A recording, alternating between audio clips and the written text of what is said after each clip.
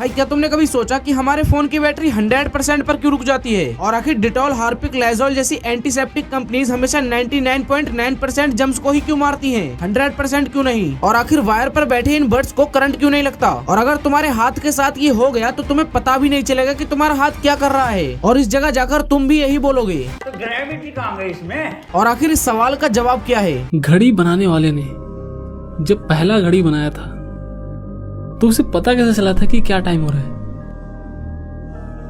और ये जो तुम इंसान देख रहे हो ये कोई नॉर्मल इंसान नहीं है, बल्कि अंबुजा सीमेंट से बना इंसान है। लेकिन वो कैसे? इसके साथ साथ कई और मजेदार सवालों के जवाब मिलेंगे इस वीडियो में, तो एंड तक बने रहना और वीडियो को अभी से लाइक कर दो ताकि बीच में आपको डिस्टर्ब ना हो। एम है 2K लाइक्स का, तो कर देना। नंबर 15, इसे कहते हैं मौत के 8 सेकंड्स की ट्रेनिंग, जहाँ सिर्फ 8 सेकंड्स या तो तुम्हें करोड़पति बना देंगे या तो शमशान पहुँचा देंगे। ये ट्रेनिंग लोग इसलिए करते हैं क्योंकि मैदान में उनको 1000 किलो के बेकाबू सांड पर 8 सेकंड तक बैठना है। अब ये तुम्हें भले ही बहुत कम टाइम लग रहा हो, लेकिन ये इनके लिए बहुत खतरनाक होता है क्योंकि इनके पास बचने के लिए दोनों हाथ नहीं होते। रूल है कि एक हाथ हर वक्त हवा में होना चाहिए। बैलेंस बिगड़ा या हाथ गलती से सांड पर टच हुआ तो गेम ओवर, और सांड की एक किक तुम्हारा कचूमर बना देगी। और इन खौफनाक झटकों को झेलने के लिए राइडर्स इस बुल सिमुलेटर पर तब तक ट्रेनिंग करते हैं जब तक उनका शरीर सुन्न ना पड़ जाए। इसलिए इसे मौत के 8 सेकंड्स की ट्रेनिंग भी कहते हैं। पर लाखों कमाने के लिए क्या तुम 8 सेकंड का रिस्क लोगे? कमेंट में बताओ। नंबर 14, भाई कैसे जापान बाकी सारी कंट्रीज से इतना एडवांस है जिसे देखकर लगता है जैसे वो 2050 में जी रहा है। सबसे पहले जापान में आपको इस तरह के पब्लिक टॉयलेट देखने को मिल जाएंगे जो बाहर से देखने में ट्रांसपेरेंट लगते हैं, लेकिन अंदर जाते ही पूरी तरह से ब्लड हो जाते हैं। नेक्स्ट, आप में से लगभग सभी ने किटकैट चॉकलेट खाई होगी, लेकिन क्या तुम्हें पता है कि जापान में किटकैट के सबसे वियर्ड फ्लेवर्स पाए जाते हैं और इनकी एक लंबी लिस्ट मौजूद है। इस लिस्ट में सबसे टॉप पर है चिली पेपर फ्लेवर, और यही नहीं, sweet potato, sweet corn, soyabean, watermelon, mango और even KitKat green tea flavour भी है। हालांकि ये तो बस एक छोटी सी लिस्ट है जिनको जापान में बहुत ज्यादा पसंद किया जाता है। नेक्स्ट, रेलवे या सबवे स्टेशन पर आपने कई तरह के स्टाफ्स काम करते हुए देखे होंगे, लेकिन जापान में इसका अलग ही सिस्टम है। दरअसल इन्हें पीपल पुशर्स कहा जाता है। इसके नाम से ही पता चल रहा है कि लोगों को ट्रेन में धक्का देना है। इनका काम होता है कि ट्रेन के दरवाजे के बंद होने से पहले ज्यादा से ज्यादा लोगों को ट्रेन के अंदर घुसाया जा सके। अब इंडिया में ट्रेन डीले होना नॉर्मल बात है, जो सिर्फ इंडिया में ही नहीं बल्कि यूएसए, जर्मनी, रशिया और भी कई कंट्रीज में भी सेम चीज है। लेकिन जापान इसमें भी सबसे आगे है। हाँ, जापान में भी ट्रेन लेट होती है, लेकिन कोई ट्रेन लेट हो ऐसा बहुत ही कम होता है क्योंकि जापानीज रेलवे नेटवर्क दुनिया में अपनी पंक्चुअलिटी के लिए सबसे ज्यादा फेमस है। वहाँ ट्रेन की डीले मिनट्स में नहीं बल्कि सेकंड्स में मेजर की जाती है। मतलब एक रिकॉर्ड में देखा गया कि जापान की एक ट्रेन सिर्फ 49 सेकंड्स लेट हुई थी। मतलब पूरा 1 मिनट भी नहीं, सिर्फ 49 सेकंड्स, और उसके पीछे भी कोई टेक्निकल एरर था। भाई इसलिए जापान मेरी फेवरेट कंट्री है। नंबर 13, भाई अगर किसी पेड़ में तुम्हें ऐसी आंख दिखे तो उसे छेड़ने की गलती कभी मत करना, वरना तुम्हारे साथ कुछ ऐसा हो जाएगा जो तुमने सपने में भी नहीं सोचा होगा। वेल, हेलमेटेड हॉर्नबिल नाम की ये चिड़िया अपने पार्टनर के साथ अंडे देने के लिए जगह ढूंढती है। तो जगह ढूंढते ढूंढते फीमेल हॉर्नबिल किसी खोखले पेड़ के अंदर घुस जाती है और बाहर से मेल हॉर्नबिल मिट्टी लाकर छेद को बड़े से छोटा करने लगता है ताकि उसके अंडे बंदर और सांप जैसे शिकारियों से सेफ रहें। फीमेल हॉर्नबिल तब तक वहाँ रहती है जब तक उसके अंडे से चूजे निकलकर बड़े न हो जाएं। इस दौरान मेल हॉर्नबिल बाहर से खाना ला लाकर उस छोटे से छेद से अंदर देता रहता है। ये सिलसिला कई महीनों तक चलता है और जब बच्चे बड़े हो जाते हैं तो फीमेल हॉर्नबिल उस दरवाजे को तोड़कर बाहर निकलती है, और जब तक वो बच्चे उड़ना नहीं सीखते तब तक मेल और फीमेल हॉर्नबिल दोनों उन्हें बाहर से खाना लाला कर देते हैं। नंबर 12, भाई इस जगह जाकर तुम भी यही बोलोगे। तो ग्रेविटी कहाँ गई इसमें? वेल, ये है जेंसिस पार्क जो मैक्सिको में है। यहाँ जाने के बाद तुम ग्रेविटी के साथ खेलोगे क्योंकि इस जगह को ऐसा बनाया गया है कि देखने वाले का दिमाग घूम जाए। यहाँ आप सीधे खड़े नहीं हो सकते और यहाँ की सीढ़ियाँ एकदम उल्टी पुल्टी हैं। ऊपर चढ़ोगे तो लगेगा नीचे उतर रहे हो और नीचे उतरोगे तो लगेगा ऊपर चढ़ रहे हो। इस पार्क में कई ऑप्टिकल इल्यूजन्स भी हैं, जैसे ये और ये। और यहाँ पानी ऊपर से नीचे नहीं बल्कि नीचे से ऊपर बहता है। इस पूरी जगह को ऐसा डिजाइन किया गया है जो देखने में किसी इल्यूजन से कम ना लगे। यहाँ ग्रेविटी तो बिल्कुल सही से काम करती है, बस तुम्हारा दिमाग आसपास की चीजों को देखकर एक ऑप्टिकल इल्यूजन बना देता है। भाई क्या तुम इस जगह जाना चाहोगे? कमेंट में बताओ। नंबर 11, भाई क्या तुमने कभी सोचा कि ये रेनबो बनता कैसे है? और इसे देखकर तो मजा ही आ जाता है। वेल, जब बारिश होती है और सूरज निकलता है तब रेनबो बनता है। अब बारिश की बूंदें प्रिज्म की तरह काम करती है। जब सूरज की लाइट बूंद के अंदर जाती है तो वो वो मुड़ जाती है जिसे रिफ्रैक्शन कहते हैं। फिर लाइट बूंद के अंदर टकराकर वापस आती है, इसे रिफ्लेक्शन कहते हैं। जब ये लाइट बूंद से बाहर निकलती है तब फिर से मुड़ती है और इस बार रंग अलग अलग हो जाते हैं, इसे डिस्पर्शन बोलते हैं। अब ऐसा लाखों करोड़ों बूंदों के साथ होता है, इसलिए हमें एक बड़ा आर्क दिखाई देता है जिसे हम रेनबो कहते हैं। Number 10, alien hand syndrome. ये एक बहुत ही रेयर ब्रेन कंडीशन है जिसमें इंसान का हाथ अपने आप मूव करता है जैसे हमारा उस पर कोई कंट्रोल ही ना हो। देखो, नॉर्मली तुम्हारा ब्रेन डिसाइड करता है कि हाथ क्या करेगा, लेकिन इस कंडीशन में ब्रेन का कंट्रोल सिस्टम डिस्कनेक्ट हो जाता है, इसलिए एक हाथ अपनी मर्जी से काम करने लगता है।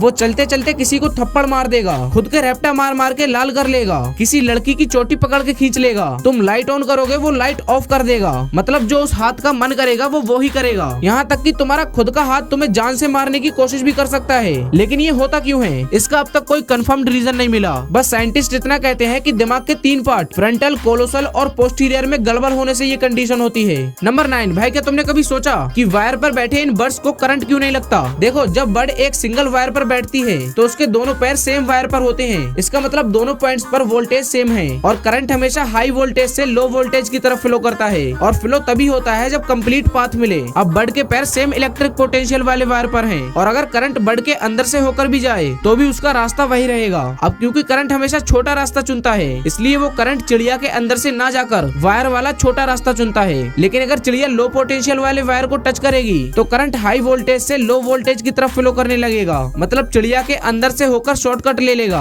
और चिड़िया का खेल खत्म हो जाएगा। नंबर 8, भाई आखिर बायोलॉजी की एक्सपेरिमेंट में हमेशा मेढक की बलि क्यों चढ़ाई जाती है? मतलब कुत्ता, बिल्ली, बकरी या फिर बाकी के जानवरों पे भी तो एक्सपेरिमेंट हो सकता है ना, फिर मेढक की क्यों? वेल, हर साल बायोलॉजी एक्सपेरिमेंट के लिए लाखों मेढकों की बलि चढ़ाई जाती है और मेढकों का यूज इसलिए होता है क्योंकि उनका बॉडी स्ट्रक्चर सिंपल होता है। उनकी बॉडी का साइज ना ज्यादा छोटा होता है और ना ज्यादा बड़ा, जिससे एक्सपेरिमेंट में आसानी होती है। और तो और उनके ऑर्गन्स जैसे हार्ट, लंग्स और लीवर ये आसानी से दिख जाते हैं और ह्यूमंस से काफी सिमिलर भी होते हैं, इसलिए इसे समझना इजी हो जाता है। और तो और मेढक हर जगह मिल भी जाते हैं, इसलिए बायोलॉजी के एक्सपेरिमेंट में हमेशा मेढक की ही बलि चढ़ाई जाती है। नंबर 6, डेटॉल, हार्पिक, लाइजॉल और ये सारी एंटीसेप्टिक कंपनीज 99.9% जम्स ही क्यों मारती हैं, 100% क्यों नहीं? वेल, इसके पीछे 2 सिंपल रीजंस हैं। पहला कि 100% जम्स को किल करना प्रैक्टिकली पॉसिबल ही नहीं है। कुछ जम्स बहुत स्ट्रॉन्ग होते हैं और रियल लाइफ में 100% जम्स मारना ऑलमोस्ट इम्पॉसिबल है। इसका दूसरा रीजन है लीगल सेफ्टी। अगर कोई कंपनी बोले कि हमारा प्रोडक्ट 100% जम्स को किल करता है और अगर उसे यूज करने के बाद कोई बीमार हो गया तो उस कंपनी पर केस बन सकता है। लेकिन जब वो 99.9% बोलते हैं तो वो उस बचे हुए 0.1% जम्स को ब्लेम कर सकते हैं। साथ ही 99.9% नंबर थोड़ा वियर्ड लगता है,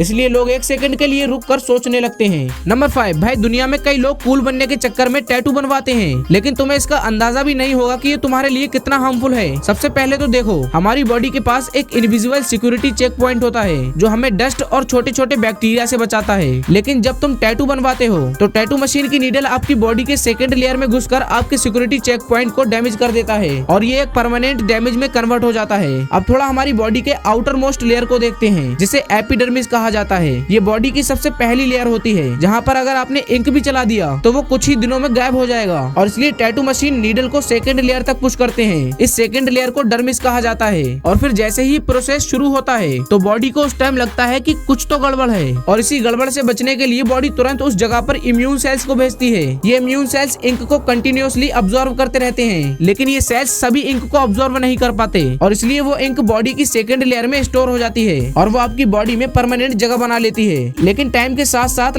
10 से 20 सालों तक ये टैटूज अपने आप फेड आउट होने लगते हैं और इनके अंदर के इंक पार्टिकल्स बॉडी के मेन ऑर्गन्स में घुस जाते हैं और ये चीज इन फ्यूचर आपको कैंसर का रिस्क भी बढ़ा सकती है। हालांकि ये पूरी तरह से प्रूव्ड नहीं है कि टैटू सीधा कैंसर कॉज करता है, लेकिन ना बनवाओ तो ही बेस्ट है। नंबर 4, भाई ये जो तुम इंसान देख रहे हो ये कोई नॉर्मल इंसान नहीं है बल्कि अंबुजा सीमेंट से बना हुआ इंसान है। अंबुजा सीमेंट से बना हुआ इंसान मतलब कुछ भी? अबे ले खुद देख ले। फ्रैंक एंसन रिचर्ड्स जब ये वर्ल्ड वॉर 1 के समय लड़ रहे थे तब इन्हें पता चला कि इनका पेट नहीं बल्कि लोहा है, लोहा। मतलब उनके पेट पर कितना भी मारो उन्हें दर्द ही नहीं होता। जब उन्हें अपनी इस खूबी का पता चला तो उन्होंने लोगों से अपने पेट पर मुक्के मरवाना शुरू कर दिए। इससे भी मजा नहीं आया तो इन्होंने लोगों को उनके पेट पर जंप करवाना शुरू कर दिया। इससे भी मजा नहीं आया तो भारी भारी हथौड़े अपने पेट पर पड़वाए और जब इससे भी मजा नहीं आया तो इन्होंने अपने पेट पर तोप के गोले ही चलवाना शुरू कर दिए। पर भाई साहब को फिर भी कुछ नहीं हुआ और फिर 7 फरवरी 1969 में इनकी डेथ हो गई नेचुरल कॉजेज से। इस बंदे के लिए एक लाइक तो बनता है। नंबर 3, भाई एक रिसेंट स्टडी ने बताया कि जब इंसान नए एनवायरनमेंट में जाता है तो उसका आपका ब्रेन ज्यादा फ्लेक्सिबल हो जाता है। इससे क्रिएटिव थिंकिंग भी इम्प्रूव होती है। वेल, जब तुम ट्रेवल करते हो तो तुम नए लोग, नई जगह और नया कल्चर देखते हो। इससे तुम्हारी सोच वाइड हो जाती है, तुम ज्यादा क्रिएटिव बनते हो और प्रॉब्लम्स को सॉल्व करने का तरीका इम्प्रूव हो जाता है। इसलिए ट्रेवल करो, सोच बढ़ाओ और खुद का नया वर्जन बनाओ। नंबर 2, भाई सबसे पहले ये वीडियो देखो। घड़ी बनाने वाले ने जब पहला घड़ी बनाया था तो उसे पता कैसे चला था कि क्या टाइम हो रहा है? हो सकता है उस समय 4 बज रहे हो, उसने 5 पे सेट कर दिया। वेल, इसका सीधा आंसर है कि घड़ी बनाने वाले को टाइम ऑलरेडी नेचर से पता था। घड़ी ने टाइम नहीं बनाया, बल्कि टाइम को मेजर करना आसान बनाया। सबसे पहले लोग सूरज को ऑब्जर्व करके टाइम का अंदाजा लगाते थे। सूरज उगा मतलब सुबह हुई, सूरज सर के ऊपर है मतलब दोपहर का टाइम है, और सूरज ढलने लगा मतलब शाम का टाइम है। और इसी कॉन्सेप्ट से बना सन डायल। इसमें एक स्टिक होती थी और उसकी शैडो से टाइम पता चलता था। फिर धीरे धीरे और भी एक्यूरेट तरीके आए, जैसे वाटर क्लॉक और हॉरग्लास। फिर आई मैकेनिकल वॉच। इसके बाद तो फिर quartz watch, digital watch, smart watch और भी कई तरह की घड़ियां आई। मतलब टाइम पहले से एग्जिस्ट करता था, लोग बस इसे मेजर करने के लिए नए नए तरीके बनाते गए।